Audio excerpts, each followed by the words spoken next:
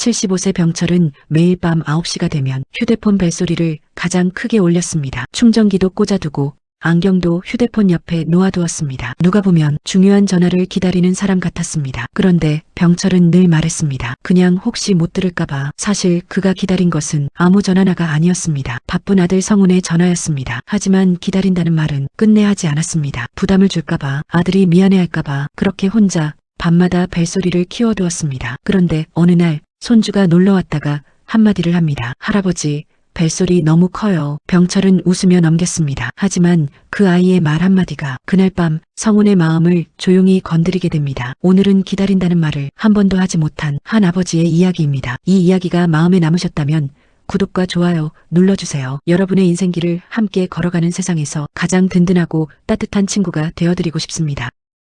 병철의 하루는 조용했습니다. 아침밥을 먹고 동네 한 바퀴를 돌고 오후에는 TV를 켜두었습니다. 하지만 정작 병철이 기다리는 시간은 밤 9시부터였습니다. 9시가 되면 병철은 조용히 휴대폰을 들었습니다. 볼륨 버튼을 끝까지 올렸습니다. 충전기를 꽂았습니다. 안경을 휴대폰 바로 옆에 내려놓았습니다. 전화를 빨리 받을 수 있게, 혹시라도 놓치지 않게. 그러고는 소파에 기대어 TV 화면을 바라보았습니다. 하지만 시선은 자꾸 휴대폰 쪽으로 돌아왔습니다. 화면이 꺼져 있으면 이유 없이 한번 켜보았습니다. 알림은 없었습니다. 이웃 순자 씨가 언젠가 물은 적 있었습니다. 병철 씨, 벨소리가 왜 이렇게 커요? 저 집까지 다 들려요. 병철은 손을 내저었습니다. 나이 먹으니까 잘 안 들리더라고요. 혹시 못 들을까봐. 그 말이 거짓말은 아니었습니다. 하지만 전부도 아니었습니다. 병철이 놓치고 싶지 않았던 전화는 한 사람의 것이었습니다. 아들 성훈의 전화였습니다. 아들 성훈은 나쁜 아들이 아니었습니다. 명절에는 내려왔습니다. 생신에는 용돈을 챙겼습니다. 가끔 문자도 보냈습니다. 아버지,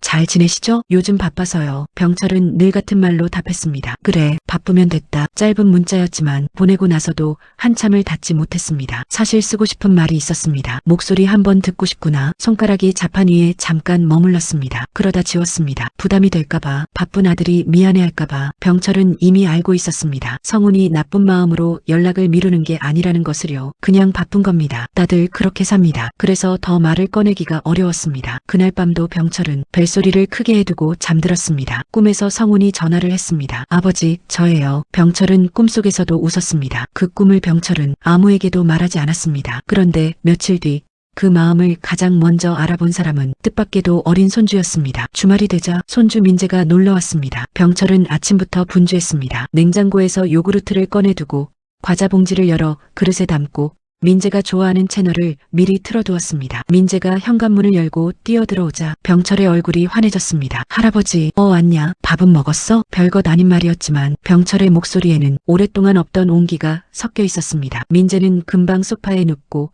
과자를 먹으며 TV를 봤습니다. 병철은 옆에 앉아 그냥 바라보았습니다. 말을 많이 하지 않아도 괜찮았습니다. 누군가 옆에 있다는 것만으로도 방이 달라졌습니다. 그런데 갑자기 휴대폰 알림 소리가 크게 울렸습니다. 삐. 민재가 깜짝 놀라 몸을 일으켰습니다. 할아버지, 벨소리 너무 커요. 심장 떨어질 뻔했잖아요. 병철은 멋쩍게 웃었습니다. 할아버지가 귀가 어두워서 그래. 크게 해둬야 들리거든. 민재가 고개를 갸웃했습니다. 근데 할아버지 아까 TV 소리는 혼자서 잘 들으셨잖아요. 병철은 잠깐 말이 막혔습니다. 그건 또 다르지. 민재는 더 묻지 않았습니다. 다시 과자를 집어들고 TV 화면으로 시선을 돌렸습니다. 병철은 괜찮은 척 웃었지만 마음 한쪽이 들킬 뻔한 기분이었습니다. 오후가 지나고 민재가 돌아갈 시간이 되었습니다. 병철은 현관에서 민재의 가방을 챙겨주었습니다. 지퍼를 올려주고 목도리가 잘 둘러졌는지 확인했습니다. 그런데 민재가 갑자기 멈추더니 병철을 올려다보았습니다. 할아버지.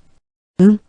아빠 전화 기다려요? 병철은 순간 굳었습니다. 대답을 찾는데 1초가 걸렸습니다. 기다리긴 뭘 기다려. 내 아빠 바쁘지. 민재는 잠깐 병철을 바라보다가 알겠다는 듯 고개를 끄덕였습니다. 그렇구나. 그리고 현관문을 나섰습니다. 병철은 문이 닫힐 때까지 그 자리에 서 있었습니다. 아이들은 어른이 숨기는 마음을 가끔 가장 먼저 알아봅니다. 어른은 괜찮다고 말해도 아이는 기다리는 표정을 봅니다. 병철은 웃어넘겼습니다. 하지만 그날 밤 그 질문은 병철의 집이 아니라 성훈의 밥상 위에 다시 놓이게 됩니다. 민재는 집에 돌아가 저녁을 먹다가 말했습니다. 아빠, 할아버지 벨소리 엄청 크게 해놨어. 나 심장 떨어질 뻔했잖아. 성훈은 밥을 먹다가 웃었습니다. 나이 드시면 귀가 좀 어두워지지. 민재가 고개를 저었습니다. 그게 아닌 것 같던데. TV 소리는 혼자 잘 들으시던데. 성훈의 젓가락이 잠깐 멈췄습니다. 민재가 덧붙였습니다. 아빠, 할아버지, 아빠 전화 기다리는 것 같아. 성훈은 아무 말도 하지 않았습니다. 웃어넘기려 했습니다. 그런데 말이 나오지 않았습니다. 자신이 아버지에게 마지막으로 전화한 날이 언제였는지 떠오르지 않았기 때문입니다. 문자는 보냈습니다. 하지만 전화를 걸어 목소리를 들은 게 언제였는지 성훈은 조용히 숟가락을 내려놓았습니다. 나쁜 아들이 아니었습니다. 그냥 미워온 아들이었습니다. 바쁘다는 이유로,